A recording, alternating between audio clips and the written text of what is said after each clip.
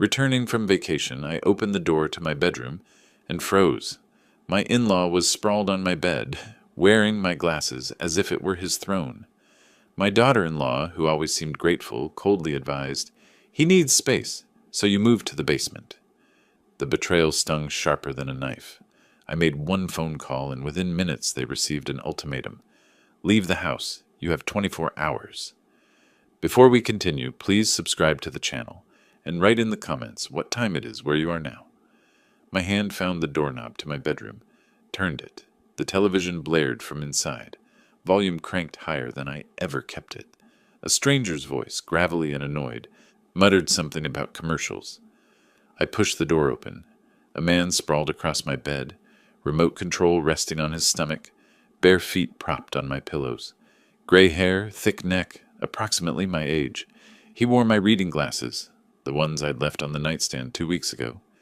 He didn't look at me, didn't acknowledge me standing in my own doorway, luggage still in hand downstairs where I'd dropped it after noticing the unfamiliar car in my driveway. "Excuse me," I said. He clicked the remote, changed channels, adjusted the pillows behind his head. I walked to my bathroom. The door stood open. An electric razor sat beside my sink. Not mine. A toothbrush, bright blue, worn bristles, rested in my glass, the one I'd used for 15 years. Shaving cream, deodorant, prescription bottles with someone else's name lined my counter. "Della!" My voice came out tight, controlled. I walked downstairs, gripping the banister. She stood in my kitchen, chopping vegetables at the counter. The radio played softly. She hummed along. "Della, there's a man in my bedroom." "That's Dad." She didn't look up. The knife continued its rhythmic thunking against the cutting board. "He moved in last week." "Moved in? Nobody asked me.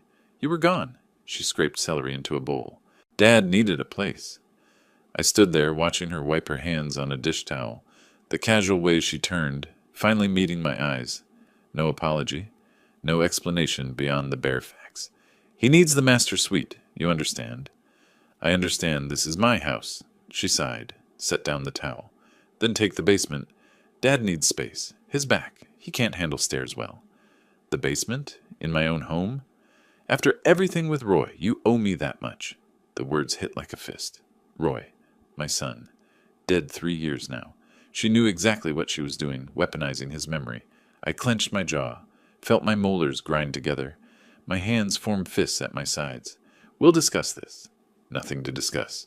She picked up the knife again. "It's decided." I walked away, down the hall to my home office, the one room that still felt like mine. I closed the door, leaned against it. The property deed sat in my filing cabinet exactly where I'd left it. I pulled it out, spread it across my desk. My name, Calvin James Wallace. My address, my house. Purchased 23 years ago, paid off 12 years ago, mine. Behind the closed door, I heard Stuart's heavy footsteps on the stairs. The refrigerator opening, ice clinking into a glass.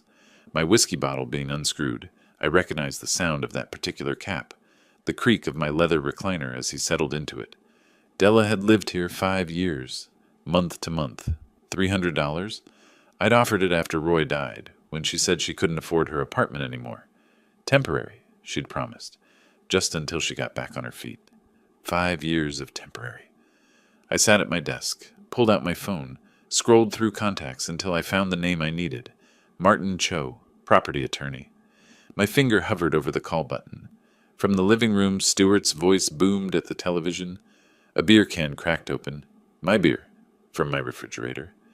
Della laughed at something he said. In my kitchen. In my house. I pressed the button. The phone rang twice. "Calvin? It's been a while. What can I do for you?" Martin's voice, professional and familiar. I'd used him for the property purchase, for the refinancing. He knew the house's history. "I need a termination notice sent tonight. Tenant in my home." "How long have they been there?" 5 years, month to month. $300 a month. Papers rustled on his end. "And they're refusing to leave?" "They're refusing to acknowledge I own the house." I looked at the deed spread before me. Her father moved into my master bedroom while I was traveling. She told me to take the basement. Silence. Then Martin's careful, measured response. "Oregon law is clear. Month-to-month tenancy requires 30 days' notice without cause. I can have documentation to them within the hour. Email and text. Do it. You understand they might contest this. Let them try. I forwarded Della's contact information. Martin confirmed receipt. Promised the notice before I finished dinner. I thanked him, ended the call. Set the phone on my desk beside the deed. 47 minutes later, my phone buzzed. Martin's text. Notice sent. Check your email for copy. From the kitchen, Della's phone chimed. Once, twice. I heard her pick it up, the silence as she read. Then her footsteps, quick and hard across the hardwood floor. She didn't knock. What is this? She waved her phone at me. Screen glowing with Martin's formal letter. Legal notice. 30 days to vacate. You can't be serious. I'm completely serious. After everything I've done? Everything, Roy. Don't. I didn't raise my voice. Didn't need to. This isn't about Roy. Her face flushed. You told me I could stay here as long as I needed. I told you that 5 years ago. Things change. I've put money into this house. $15,000 in repairs. You've paid $300 a month. I have the records. I opened my desk drawer, pulled out the rental ledger.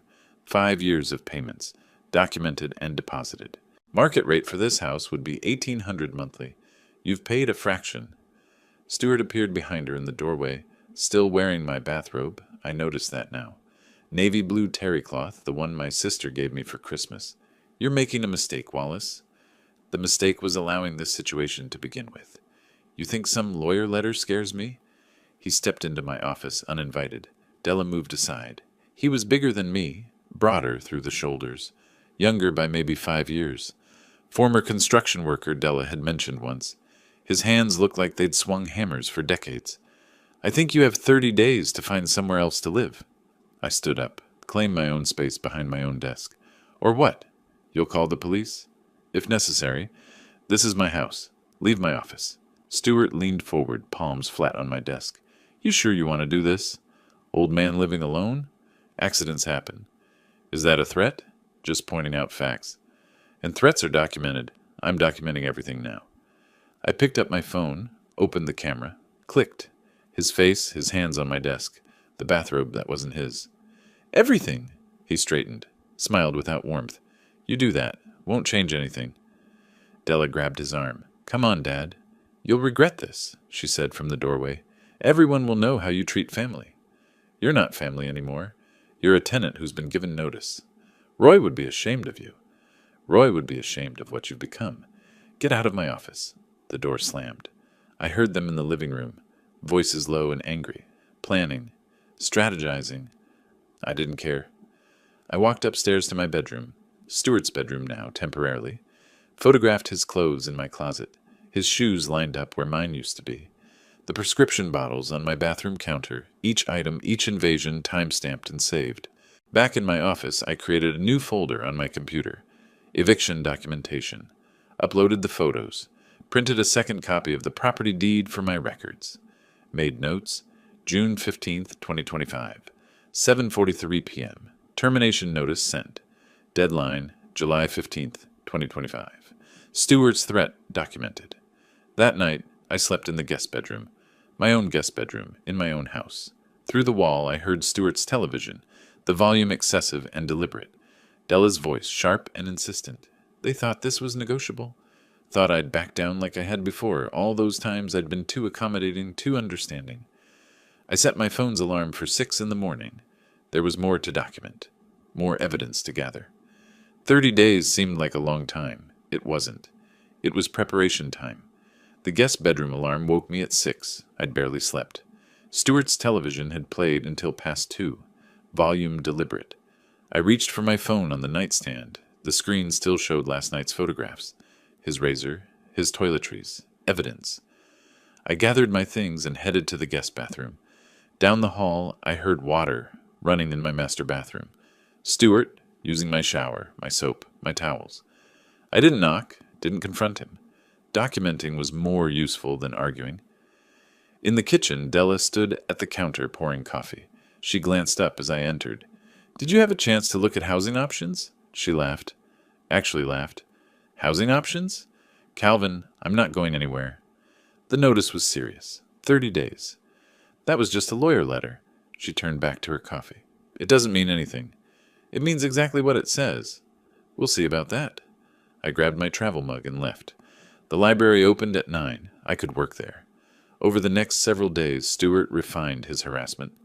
Night 3 music started at 11:30. Heavy bass that rattled the guest bedroom walls. I knocked on the master bedroom door past midnight. "Stewart, it's late." He opened the door halfway. The music blared behind him. "What's the problem?" "The music. Turn it down." "I'm in my room. I can do what I want. This is my house. Show some respect." He grinned. "Your house?" "Della says she owns half of it." The door closed. The music got louder. I went downstairs, documented the time. 12:17 a.m., master bedroom, excessive noise. Took a video showing the timestamp and volume, added it to the growing file. Day 6 brought the parking incident. I came home to find Stewart's truck blocking my garage door. He sat on the porch steps, smoking. "Stewart, you're blocking my garage. No room on the street. This is my driveway. Move your truck. Make me." I raised my phone, clicked. His face, the truck, my blocked garage, all captured with date and time. "I'm documenting this." "Take all the pictures you want, old man. Won't change a thing. We'll see." He moved the truck 20 minutes later. I logged it. Day 6, 4:35 p.m. Driveway blocked. Confrontation. Vehicle moved after photograph. Martin called midweek. I'd been expecting it. "How are things at the house?" "Getting worse. Harassment, basically." "Document everything. Photos, times, descriptions." "Already doing that. I've got 40 incidents logged." "Good. That shows pattern of behavior. Keep it up." "How long until we can move forward?" "If she refuses to vacate by the deadline, we file immediately." I stayed late at coffee shops, worked from the library, ate dinner at a diner 3 blocks away. They were trying to make me leave my own house. I recognized the tactic, but refused to give them satisfaction. Day 8, I heard Della talking to a neighbor on the front lawn, loud enough for me to hear through the open window. "After all I've done for this house." "What do you mean?" Mrs. Chen from next door, curious. "I've paid for repairs, improvements, thousands of dollars." I stepped outside. "That's not true." Della turned to Mrs. Chen. "See how he treats family? After everything with Roy." I walked away, made a note. False statements to neighbors, claiming financial contributions to property. Witnesses present.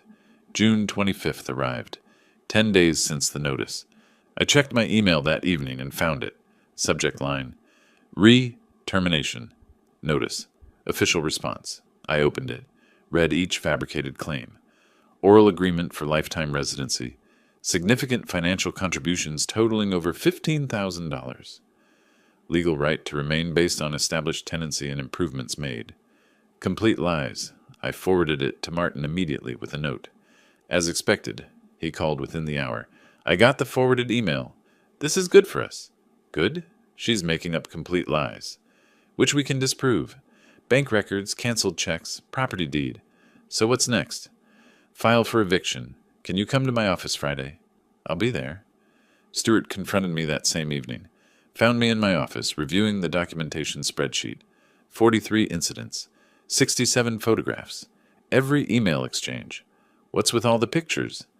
"Documenting damage and violations." "That's harassment. I could report you." "Report me for photographing my own property." He stepped closer to my desk. "You're making this personal." I didn't back down. "You made it personal when you moved into my bedroom." "Careful, Wallace." I raised my phone between us. "Say that again. On camera this time." He walked away, muttering something I didn't catch. I added the incident to my log. Verbal threat, attempted intimidation, withdrew when recording began. The next 2 evenings, I organized everything. Created a timeline, cross-referenced with bank statements. Property taxes I'd paid alone. Utilities in my name. The mortgage I'd paid for 23 years. 3 file folders by Thursday night. Everything I needed to prove what was already obvious. I sat in my home office, the only space still mine, and reviewed the calendar. Friday, June 28th. The meeting that would start the formal process. Martin's office opened at 9. I planned to be there early. The downtown parking garage was half empty at 8:40. I pulled into a spot on the 3rd level, gathered the file folders from the passenger seat. My hand touched the property deed on top. Solid. Real. Mine. Martin's office occupied the third floor of a modest professional building. Glass door, clean lettering. Martin Cho, Property Law. The receptionist looked up as I entered. "Mr. Wallace? Martin's expecting you. Go right in." Martin stood as I entered, extended his hand. Professional space, not luxury. Practical furniture, law books lining one wall, windows overlooking the street below. "Calvin, good to see you. Coffee?" "Please, black." We settled at his conference table. I spread the 3 folders across the surface. Property documents, rent records, incident logs. Martin pulled the property deed toward him first. "Let's start with ownership." He examined it carefully. 1987 purchase date. Mortgage satisfied 2013. My name alone on the title. No ambiguity.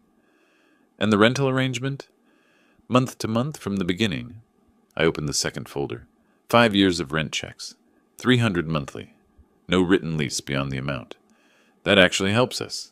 No lease means easier termination process." He pulled out the incident log, scanned the entries. 43 documented violations. Noise complaints, property damage, harassment, all photographed and time-stamped. He reached the email from Della, read it slowly, made notes in the margin.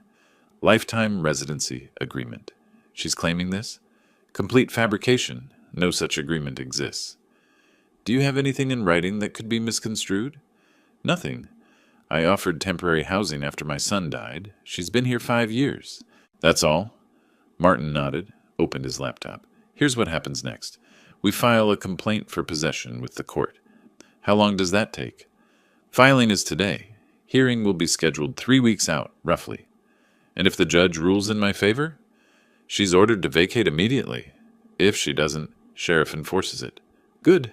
He turned the laptop screen toward me. "Legal form, partially completed. I need to be transparent about costs.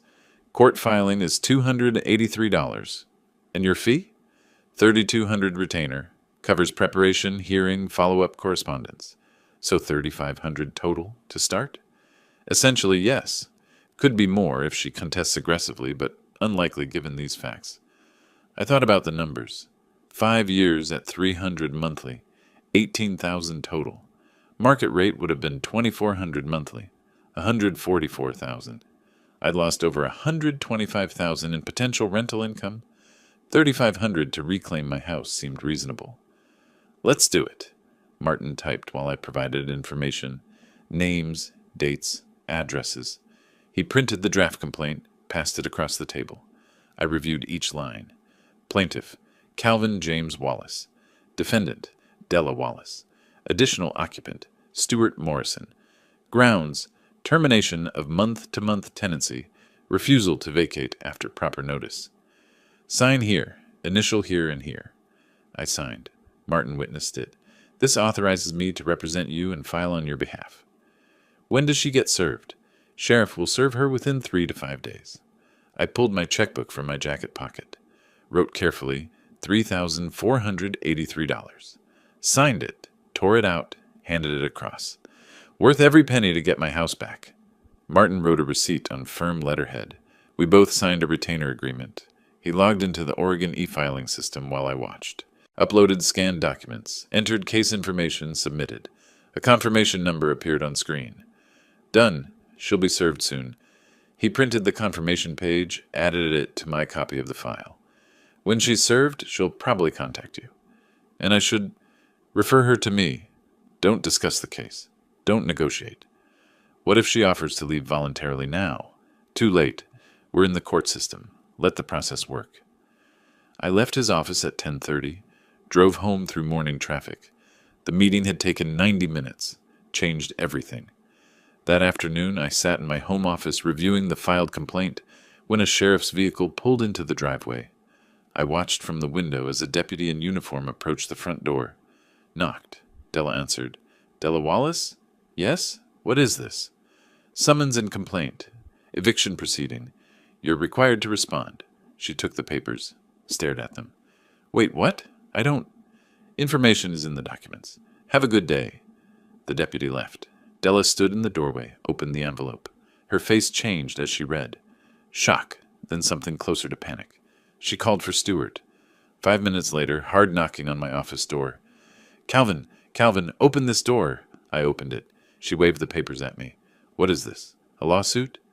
Eviction proceeding. You refused to leave. I thought you were bluffing. I wasn't. I'm not. You have a hearing date? July 18th. Her voice rose. Where am I supposed to go? You're just throwing us out. You had 30 days' notice. You refused. We can talk about this. We can work something out. No, we can't. All communication goes through my attorney now. Calvin, please. Martin Cho. His contact information is on the complaint. I closed the door, locked it. I heard her standing there, breathing hard, then footsteps retreating. That evening, through the walls, I heard Della on the phone. Need help with an eviction case? Pause. No, I'm the tenant. He's the landlord. Another pause, longer. But I have rights. I've lived here 5 years. Her voice grew frustrated. How much? That's your lowest rate? Silence. I'll call you back. Stuart tried his intimidation routine later, found me in the kitchen making tea. You made a big mistake, Wallace. The only mistake was letting you move in. You think some judge is going to side with you? Yes, I own the house. You're trespassing. Pretty simple. Nothing's simple. You'll see. July 18th, courthouse. Be there. He walked away, less confident than before. The summons had made it real. The next several days brought strange quiet. Stuart stopped the late-night music. Della no longer slammed doors. They kept to themselves, voices low behind closed doors, planning something probably, looking for lawyers, researching tenant defenses that didn't apply. I maintained my documentation routine, though there was less to document now. The calendar on my desk showed July 18th, circled in red, 20 days away, both sides counting down. Early July brought a false calm. The house felt suspended, everyone waiting for the 18th. I reviewed my evidence each morning, the property deed, 5 years of rent deposits, contractor invoices proving every repair came from my accounts. The case seemed straightforward. Tenant refuses to leave, landlord goes to court. Simple. The envelope arrived July 3rd. Official court letterhead thicker than expected. I opened it standing at my kitchen table. Counterclaim. Della had filed a counterclaim. I read the first page twice. Defendant asserts plaintiff promised her lifetime residency in the family home following the death of Roy Wallace. My hands tightened on the paper. Defendant paid approximately $15,000 for property improvements and repairs. Complete fiction. Every word. I grabbed my phone, dialed Martin's number. Martin, I just received something from the court. Della filed a counterclaim. That's not unexpected. What's she claiming? That I promised her the house. That she paid $15,000 for repairs. Both false, I assume. Completely false. Every repair came from my accounts. Then we prove it. I need bank statements, contractor invoices, everything. I spent that afternoon in my home office pulling files from cabinets. Bank statements going back 7 years. Every credit card statement showing home improvement charges. I found the contractor invoice for the roof repair in 2022. $4,800. My check number right there. The water heater replacement, $2,200. My credit card. New windows, $6,300. Kitchen appliances, $1,800. Every single expense, all mine. I photographed each document, created a spreadsheet, cross-referenced dates with my records of Della's rent payments. She'd paid $300 monthly for 60 months, $18,000 total, not a penny more. And she was claiming $15,000 in improvements? Martin called back that evening after reviewing my scanned documents. This is good for us. Her claims are provably false. Will it work, the counterclaim? Not if we have documentation. Do you have proof of payments? Years of bank statements. Every contractor was paid by my checks. Perfect. We'll attach those to our response. Her claims will fall apart. What about the judge? What if the judge will see bank records? Numbers don't lie. Still, something shifted in me. I'd assumed truth was enough. Now I understood I'd need to actively disprove lies, not just assert facts. The burden had moved. By the end of the week, Martin filed our response, point-by-point refutation. Her claim of $15,000 in improvements, my bank statements showing I paid. Her claim of an oral agreement about the house. No written evidence, no witnesses, just her word against mine and my property deed. Della became more visible after filing her counterclaim. More confident. She'd walk through the house, making comments just loud enough for me to hear. Glenn says we have a strong case. Stewart would respond from whatever room he occupied. About time someone stood up to him. The house should have been mine after Roy died. Everyone knows that. I said nothing, documented everything, added each comment to my incident log with timestamps. One evening, she confronted me directly in the hallway. Your counterclaim is fiction. It's the truth. You know what you promised. I promised you affordable rent, nothing more. Roy would have wanted me to have this house. That stopped me. Don't use my son to justify your lies. The judge will decide who's lying. She walked away. I added it to my log. July 6th, 7:15 p.m. Direct confrontation. Exploitation of Roy's memory for legal advantage. Stewart grew bolder too. Found me in the kitchen one evening. Heard you're scrambling for paperwork. I'm organizing documentation. Della's got her side of the story. Court might believe her. Court will believe bank records and property deeds. We'll see about that, old man. Yes, we will, in 12 days. Martin called July 7th with his final assessment. Her attorney is bottom tier, but he's created complications. Meaning, the hearing will take longer. More questions. More testimony. I can handle that. They'll attack your credibility, question your motives. My motives are simple. It's my house. They refuse to leave. Stay calm on the stand. Let the evidence speak. I spent the next evenings organizing everything into 3 binders. Evidence of ownership, evidence of rent payments, evidence disproving her claims. Each section tabbed and highlighted. Martin called it airtight. But that Thursday night, July 10th, I heard bottles clinking upstairs. Stewart's voice loud and getting louder. I checked the time. After 10. The television volume increased. Della's voice trying to quiet him. Something was building. I could feel it in the walls. I locked my office door before heading to the guest room. The calendar showed the 18th circled in red.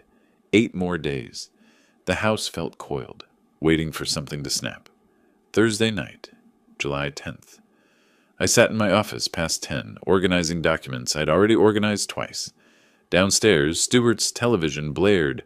Some action movie with explosions and shouting. I heard bottles, more than one. His voice rose periodically, angry at the screen or at Della or at the situation. Hard to tell. Around 10:20, I needed water. Couldn't avoid it forever. I opened my office door, listened. The TV continued. Heavy breathing from the living room.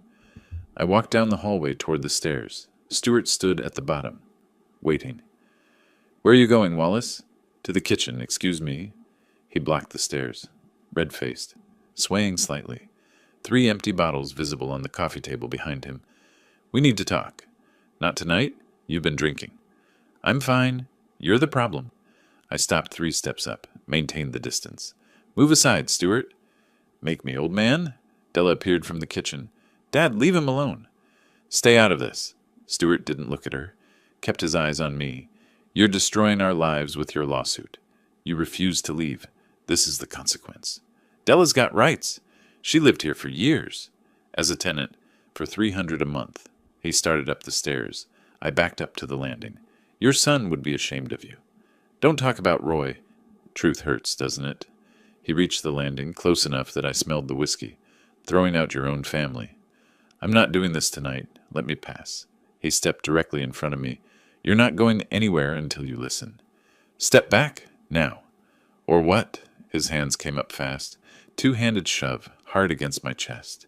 I stumbled backward, hit the wall, felt the impact through my shoulders. My phone slipped from my pocket, clattered on the floor. That's assault, Stewart advanced. Drop the lawsuit, or it gets worse. I moved sideways, grabbed my phone, back toward my office. Stay away from me. You hear me, old man? Drop it. I reached my office, got inside, slammed the door, locked it. My chest ached where he'd pushed me. I could hear him breathing on the other side. Calvin! Della's voice, urgent. Dad, stop it! I pulled out my phone with shaking hands. Dialed 911. 911, what's your emergency? I've been assaulted in my home. I need police. Are you injured? Is the attacker still present? I'm okay. He's outside the door. Intoxicated, making threats. Address? I gave it. Heard Stewart pounding on the office door. He pushed me and threatened me. I'm locked in my office. Officers are on the way. Stay on the line with me. Stewart's voice came through the door. You calling the cops? That's how you want to play this? Della. Dad, please, come downstairs. Let him call them. Let them come see how he treats us.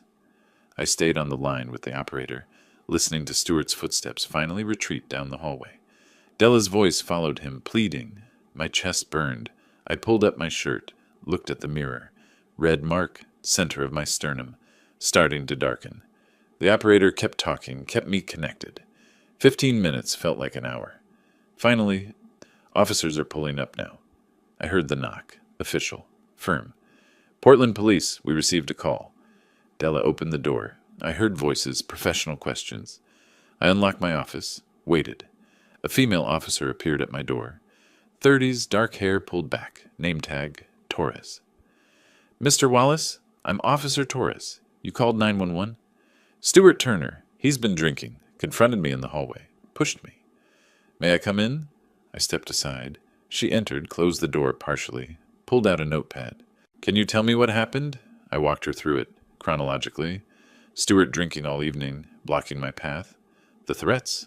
The push. She took notes, asked clarifying questions. Did he make physical contact? Pushed me. Hard. Here. I indicated my chest. May I see? I lifted my shirt. The red mark had darkened. She took photos with her phone. Any other injuries? No. I called immediately. Good. Wait here. She left the office. I heard her speaking with Stuart and Della separately. Stuart's voice defensive. Della trying to explain. Torres's voice remained level, professional, cutting through excuses. 20 minutes later, Torres returned. I've issued Mr. Turner a formal warning for assault. You're not arresting him? Not tonight. But this goes on record. Any repeat, and he will be arrested. She handed me a card. Report numbers on the back. You can file for a restraining order. Is that necessary? Given the situation, eviction case, escalating behavior, I'd recommend it. How do I do that? Courthouse, tomorrow. Bring this report number. You'll get a temporary order quickly. She gave me an information sheet, warned Stuart to stay away from me, warned all of us to avoid contact, left after ensuring the immediate threat had passed. I remained in my office, heard Stuart go upstairs, door slam, Della moving around downstairs, cleaning up bottles. The house settled into hostile silence. Friday morning, I called Martin before 8. Stuart assaulted me last night. Police came. Are you hurt? Bruised. I'm fine. Officer suggested restraining order. Absolutely. We're filing today. This actually helps our case. We went to the courthouse that morning, filed a petition for temporary restraining order, attached the police report, photos of the mark on my chest. The clerk said a judge would review it quickly. Tuesday afternoon, July 14th, the sheriff served Stuart with the restraining order. I watched from my office window. Stuart read the document on the front porch. 150 feet. In practical terms, he couldn't enter the same room as me, couldn't speak to me, couldn't approach me. Della stood beside him, reading over his shoulder. She said something I couldn't hear. Stuart crumpled the paper, walked back inside, straight to the master bedroom, my bedroom, for 4 more days. The hearing was Friday. I had the police report, the restraining order, 5 years of documentation. Stuart had an assault warning and Della's false counterclaim. 4 days until a judge decided who stayed and who left. I woke at 6, though I'd barely slept. July 18th, hearing day. I stood before the bathroom mirror and ran the razor over my face with a steady hand. I didn't quite feel. Selected a tie from my closet, dark blue, conservative. Pressed slacks. Button-down shirt, not a suit, but professional. Serious. The evidence binders sat on my desk where I'd left them. I didn't open them. Had reviewed everything twice already. Property deed, bank statements, contractor invoices, police report. Everything organized, tabbed, highlighted. Martin said to trust the documentation. I did. I left the house before 7, before Della and Stuart stirred. Didn't want that final morning encounter. Downtown Portland traffic moved slowly. I found street parking 3 blocks from the courthouse. Fed the meter for 4 hours. Carried the evidence binder under my arm, walking past morning commuters who had normal Friday plans. Security checkpoint. Pockets emptied, belt removed. Walked through the metal detector. Slight beep. Security wanted me. Found nothing. I collected my belongings and took the elevator to the third floor. Martin waited outside courtroom 4C, reviewing documents on a bench. He stood when he saw me, extended his hand. Ready? As I'll ever be. Remember, answer only what's asked. Don't elaborate. I understand. Ryder will try to make you seem cruel. Don't defend yourself emotionally. Stick to facts. Exactly. The evidence speaks for itself. Down the hall, Della emerged from the elevator with Stewart and a man I didn't recognize. Glenn Ryder, presumably. Budget suit, worn briefcase. Della's eyes were red. Stewart glared but maintained distance. The restraining order created invisible walls between us. The bailiff opened the courtroom doors at 9:30. We filed in. Calvin and Martin at the plaintiff's table on the right. Della, Stewart, and Ryder on the left. The room was smaller than I'd imagined. No jury box, no gallery full of observers. Just the judge's bench, 2 tables, a court reporter's station. All rise. The Multnomah County Circuit Court is now in session. The Honorable Judge Patricia Henderson presiding. Judge Henderson entered through a side door. Middle-aged woman, gray-streaked hair pulled back, reading glasses on a chain.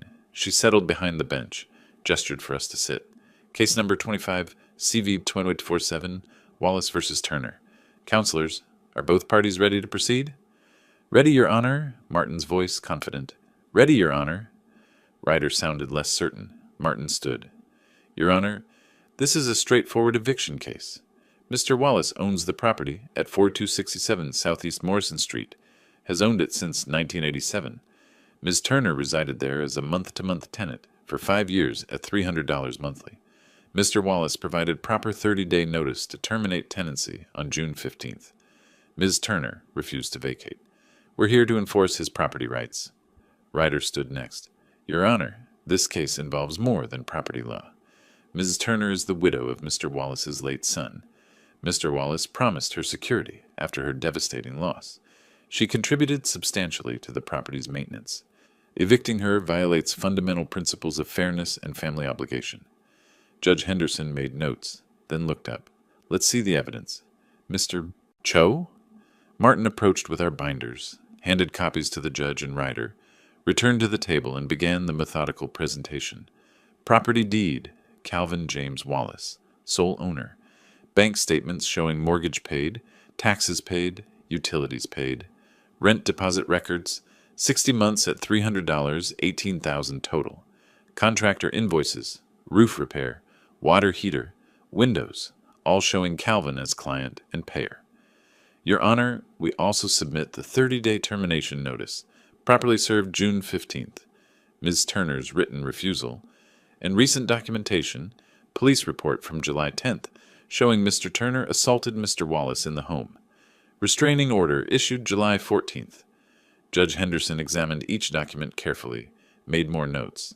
Mr. Wallace, please take the stand. I walked to the witness box. The bailiff had me raise my right hand. Do you swear to tell the truth, the whole truth, and nothing but the truth? I do. Martin asked the basic questions. I answered each one directly. Yes, I owned the property. Yes, Della lived there month to month. Yes, I gave proper notice. Yes, she refused to leave. Ryder stood for cross-examination. Mr. Wallace, you allowed your daughter-in-law to live in your home for 5 years? Yes. At well below market rate? Correct. $300 instead of approximately $2,400. That suggests a family relationship, not a landlord-tenant relationship. It was both. I helped family. But the arrangement was always month to month. Yet you're throwing her out? I gave proper legal notice. She refused to leave. Judge Henderson intervened. Mr. Wallace, did you ever promise Miss Turner she could live there permanently?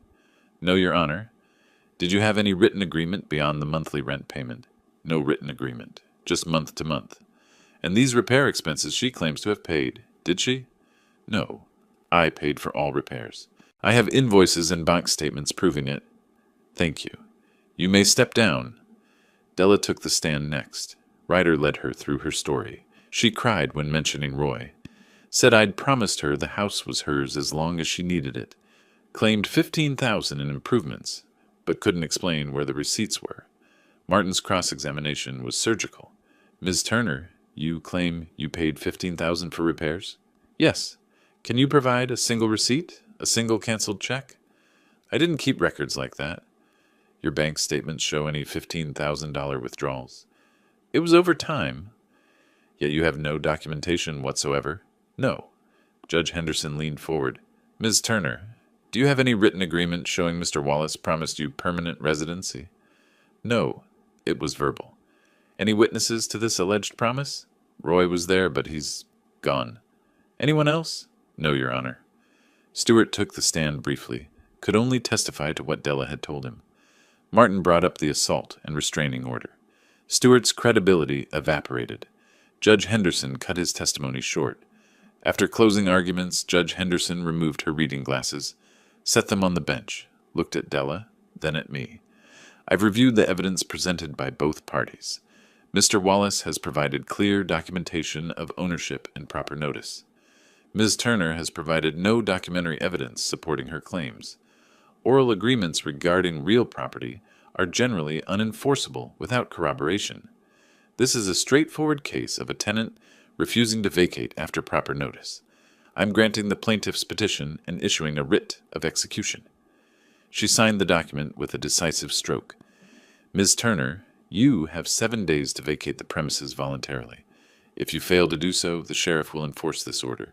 Court is adjourned. Outside in the hallway, Della argued with Ryder. Stewart paced, hands in pockets. Martin shook my hand. That went exactly as expected. 7 days. Then what? If they're not out by the 25th, sheriff handles it. I walked to my car slowly. The writ sat on the passenger seat, official court seal visible.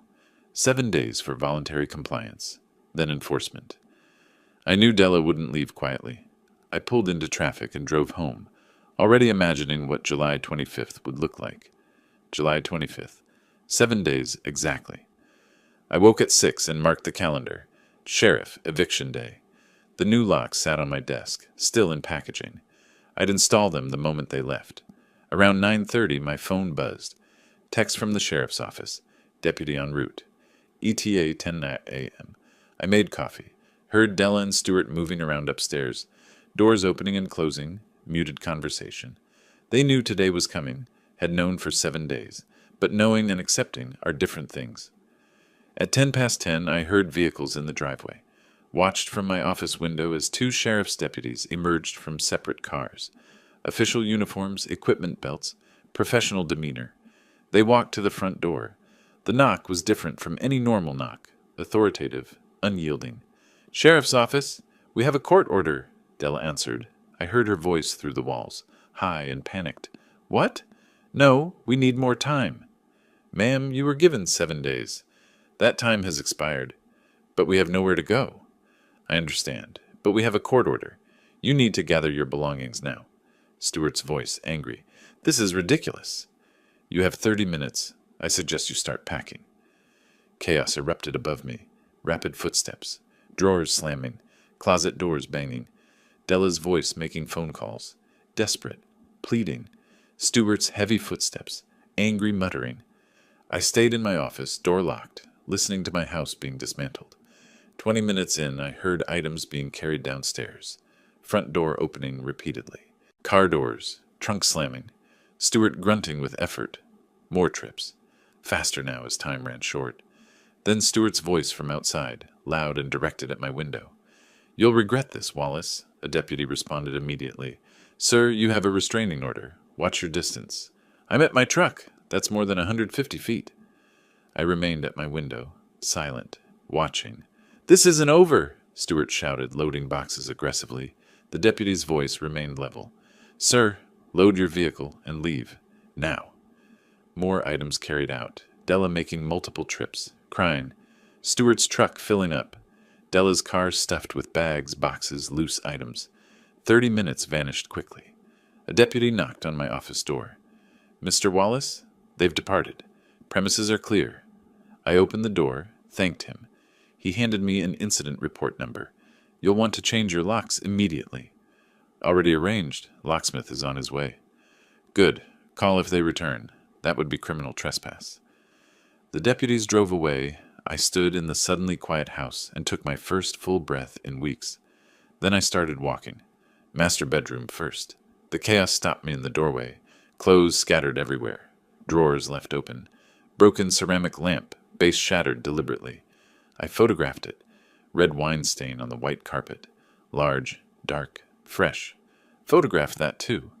Furniture scratched deeply, as if someone had taken a key or knife to the wood. More photos. Guest room. Hole punched in the wall, fist-sized. Bathroom. Toiletries everywhere. Mirror smudged. Living room. Another broken item, this time a picture frame. Each room revealed new damage. I documented everything methodically, creating an inventory with my phone's camera. The locksmith arrived within the hour.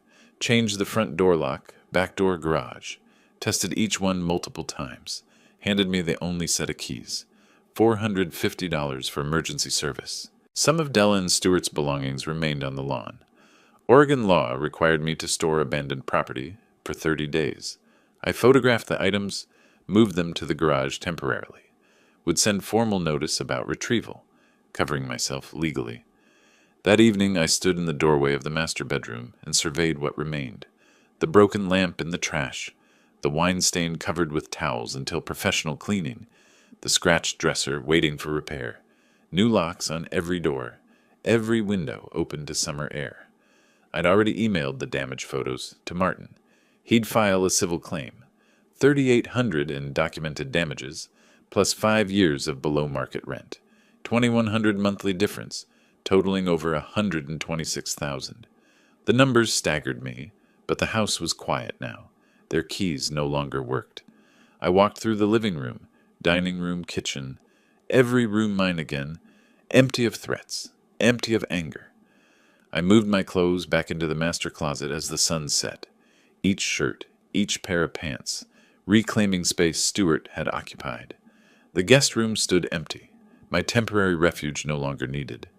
I stripped the bed Stewart had used, threw the sheets directly in the trash, put my own bedding on, my mattress, my room, my house. I set my alarm and turned off the light. Tomorrow I'd start real restoration, hire carpet cleaners, furniture repair, wall patching. Tonight I just needed to sleep in my own bed again, in my own room, in my own house. The calendar showed July 25th, circled and checked off. Next week Martin would file the civil suit. Another court date, more evidence, but that was future concern. Tonight I was home. 3 weeks after the eviction, I sat at my dining table with repair invoices spread across the surface. Carpet cleaning, $600. Furniture refinishing, $800. Wall repair and painting, $300. The broken lamp, minor fixes, professional cleaners, total, $3,800. But that wasn't the full cost. I opened a spreadsheet Martin had helped me create. Fair market rent for my house, $2,400 monthly. What Della actually paid, $300. Difference, $2,100 per month. For the last year alone, being conservative, I'd lost $25,200. My phone rang. Martin, I've tallied everything, $3,800 in repairs. And the rent differential? She paid $300 monthly. Fair market is $2,400. That's $2,100 per month you lost. How long do you want to claim? Just the last year. I don't want to seem greedy. 12 months at $2,100. That's $25,200. Plus the repairs and my fees, we're over $36,000. We can file for that. I have documentation for everything. Martin filed the civil complaint. August 5th. Property damage, unjust enrichment from below market rent, legal costs. Total, $36,800. The sheriff served Della 3 days later, hearing scheduled for August 15th. What if she doesn't show up? I asked Martin during our prep meeting. Then we get a default judgment, automatic win. That seems too easy. She was properly served. If she chooses not to defend herself, that's on her. And then what? How do I actually collect? Several options. Wage garnishment is most effective. They take it directly from her paycheck. 25%. Every month until the debt is paid. August 15th arrived. Martin and I sat at the plaintiff's table in a smaller courtroom than before. The defendant's table remained empty.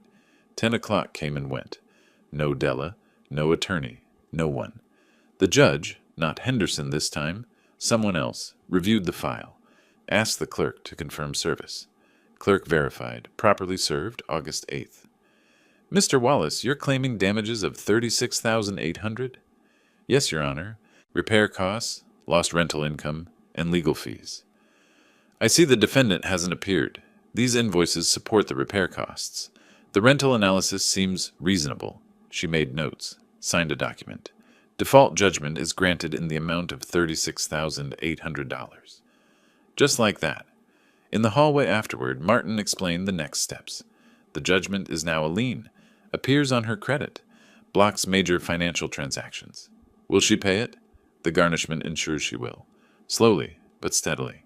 How long? Based on her income? 4 to 5 years, roughly. 4 to 5 years, 54 months. Every paycheck reduced by 25%.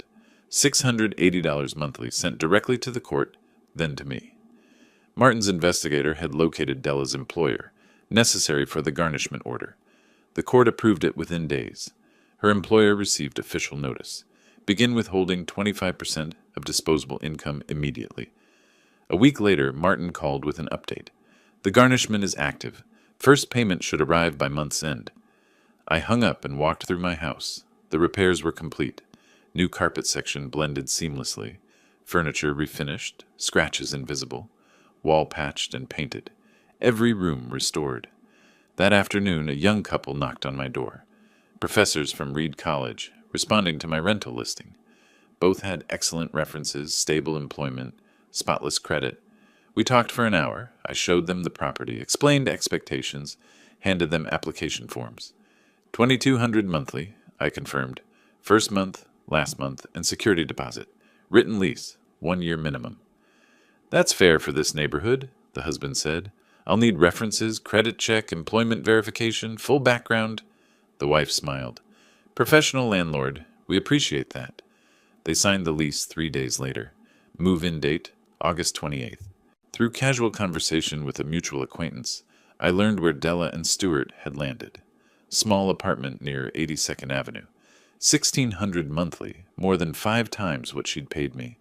With the garnishment taking $680 from every paycheck, finances were reportedly tight. Stewart blamed Della. Della felt overwhelmed. Natural consequences. I didn't feel triumphant, didn't feel vindictive. I felt restored. Things were right again. She'd damaged my property, lived far below market rate, forced expensive legal action. Now she paid the actual costs. The system worked exactly as designed. Martin emailed the final summary. Case closed. Judgment entered. Garnishment active. Lien registered. Payments will come automatically. Judgment valid 10 years. Renewable if unpaid. 10 years. She'd be paying this into her 40s. I pulled out my drafting tools that evening, hadn't used them in months, spread architectural paper across my desk. The home office needed renovation. Better lighting, new shelving. I began sketching, losing myself in familiar creative work. The first garnishment payment would arrive soon. $680. The first of many. Not a fortune, but proof. Proof that boundaries mattered, that the law protected those who used it properly. That kindness without consequences was just enabling. I set down my pencil and looked around the office. My space, my house, my rules. Tomorrow, new tenants would move in. Professional people paying market rate under written agreements. Everything documented, everything proper. This time, I gotten it right from the beginning. August 28th, late summer morning, warm but not oppressive.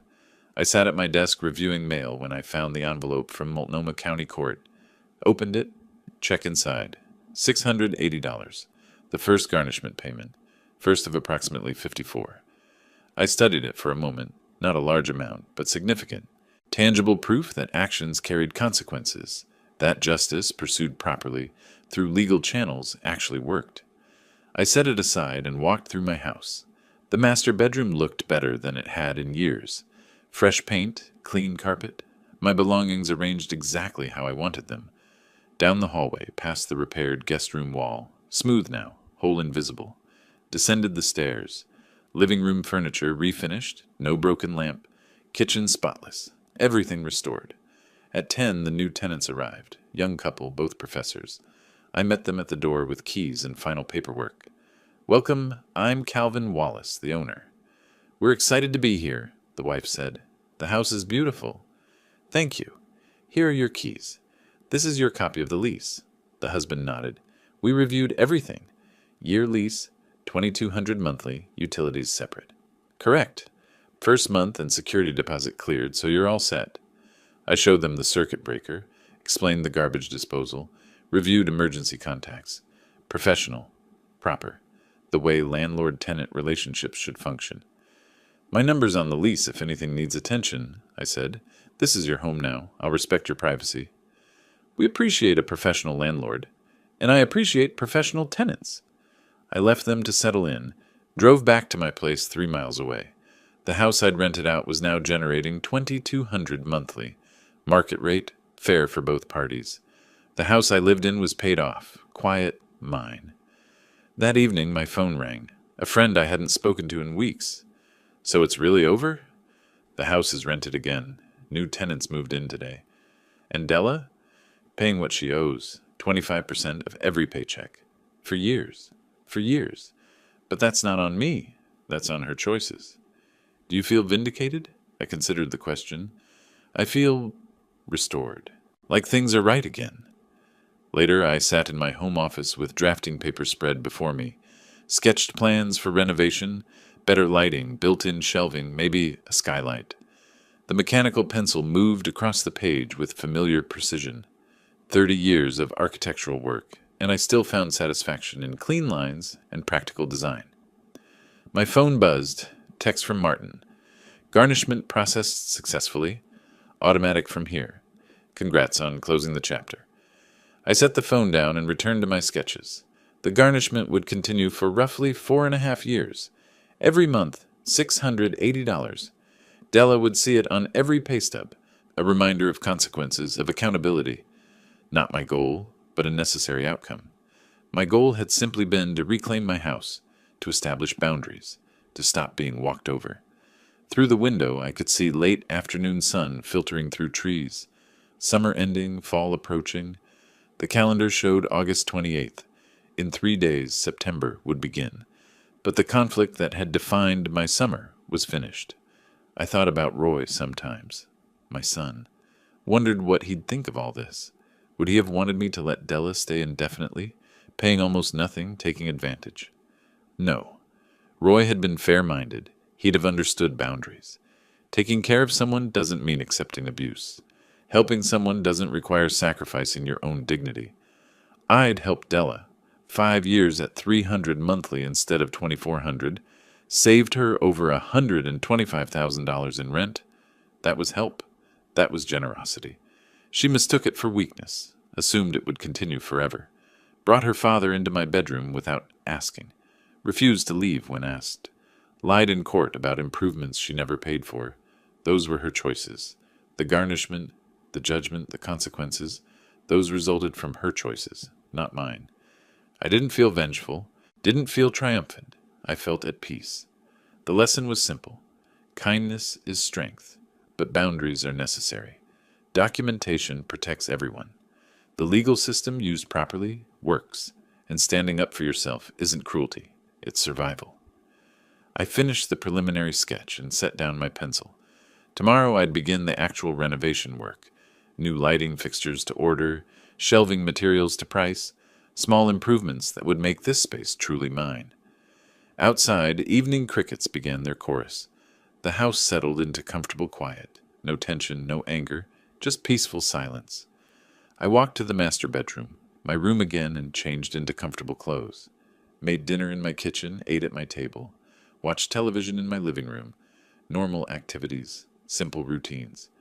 Later, lying in bed with a book I'd been meaning to read for months, I allowed myself a moment of satisfaction. Not about Della's struggles, I took no pleasure in that, but about the restoration, the boundaries, the justice that came from following proper procedures. The garnishment would take years. The new tenants would hopefully stay longer. Life would continue with its usual complications. But this chapter, this specific conflict, was resolved. I'd learned something valuable. You can be kind without being a doormat, generous without being exploited, forgiving without being foolish. Boundaries aren't cruelty, they're clarity. I turned off the light and settled into my own bed, in my own room, in my own house. Tomorrow, would bring new projects, new challenges, new opportunities. But tonight, I was home. Finally, truly home. And that was enough. If you liked this story, please like this video, subscribe to the channel, and share your impressions of this story in the comments. To listen to the next story, click on the box on the left. Thank you for watching.